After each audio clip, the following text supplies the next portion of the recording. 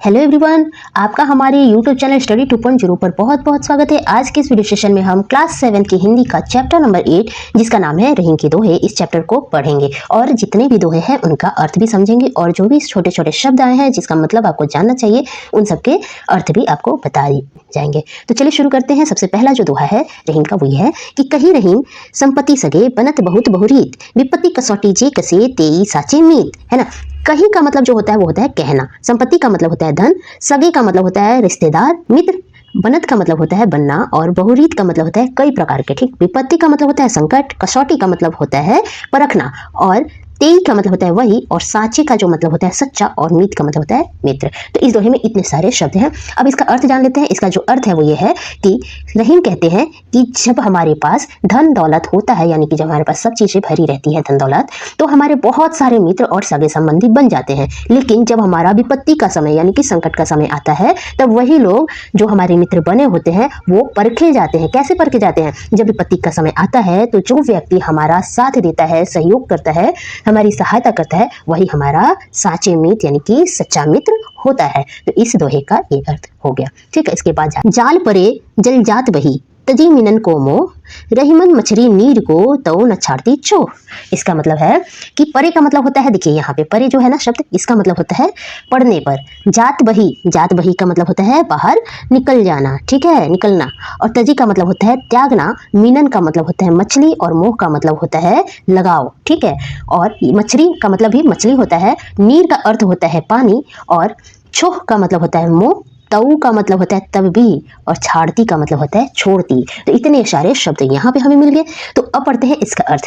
मछली पकड़ने के लिए जो जाल बिछाए जाते हैं, जाल डाले जाते हैं जल के अंदर, वो जल के अंदर डालते ही जो जल होता है ना, ये जल जो पानी होता है वो जाल से जात बही बाहर की ओर बह जाती है। तजी त्याग कर, किसका? मीनन का मोह, मछलियों का मोह त्याग करके जो जल होता है वो जाल से बाहर निकल जाता है। रहीमन मछली नीर को तऊ न छाड़ती छो, लेकिन जो मछलियां होती हैं वो जल के प्रति, नीर के प्रति अपने मोह को नहीं छोड़ पाती है, ठीक है। और वो जैसे ही जल से अलग होती है वो तड़प तड़प के मर जाती हैं। तो इस दोहे का ये अर्थ हुआ। अब इनका तीसरा जो दोहा है वो हम लोग देख लेते हैं। तरुवर फल नहीं खाते हैं सरवर पियत न पान, कही रहीम पर काज हेत संपत्ति सचही सुजान। देखिए इसका अर्थ हम समझते हैं। तरुवर का जो मतलब होता है वो होता है वृक्ष और फल नहीं खाते हैं। वृक्ष जो होते हैं फल नहीं खाते हैं। सरवर का मतलब होता है तालाब, ठीक है, इसको हम लोग सरोवर भी कहते हैं। पियत मतलब पीना और पान का मतलब होता है यहाँ पे पानी। कहीं रहीम परकाज हित, परकाज का मतलब होता है दूसरों का काम और हित का जो मतलब होता है भलाई, दूसरों की भलाई कह सकते हैं। संपत्ति सचही सुजान, सुजान का जो मतलब होता है वो होता है सज्जन व्यक्ति और सचही का मतलब होता है इकट्ठा करना, संचय करना। किस चीज को? संपत्ति को। ठीक, तो अब इसका अर्थ समझ लेते हैं। तरुवर फल नहीं खाते हैं सरवर पियत न पान।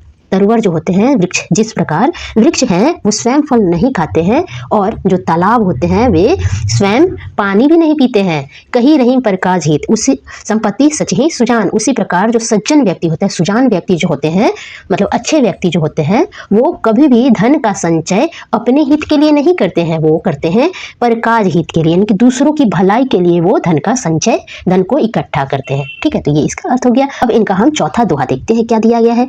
थोथे बादर कंवार के जो रहीम घहरात, धनी पुरुष निर्धन भये करी पाछली बात। देखिए थोथे का जो मतलब होता है वो होता है सूखा हुआ यानी कि बिना पानी के। यहाँ बादर, बादल को बादर कहा गया है। क्वार, क्वार मतलब क्वार एक महीना होता है, हिंदी नाम से उसे जाना जाता है। तो क्वार महीने की बात की जा रही है। जो रहीम घहरात, घहरात का मतलब होता है गरजना। धनी पुरुष निर्धन भय, भय का मतलब होता है होना, करे पाछली बात, पाछली का मतलब होता है पिछली। ठीक है, तो इसका अर्थ क्या हो जाएगा कि जिस प्रकार रहीम कहते हैं कि क्वार मास में जिस प्रकार जो बादल होते हैं वो बिना पानी के ही सूखे हुए होते हैं और सूखे बादल सिर्फ गरजते हैं, बरसते कभी भी नहीं है। ठीक उसी प्रकार जो व्यक्ति धनी पुरुष जो निर्धन हो जाते हैं वो अपने पिछली हुई बातें, मतलब जब वो धनी थे उस वक्त की बातें कर करके लोगों को सुनाते हैं और घमंड भरी बातें करते हैं। ठीक है, तो इसका अर्थ ये हो गया।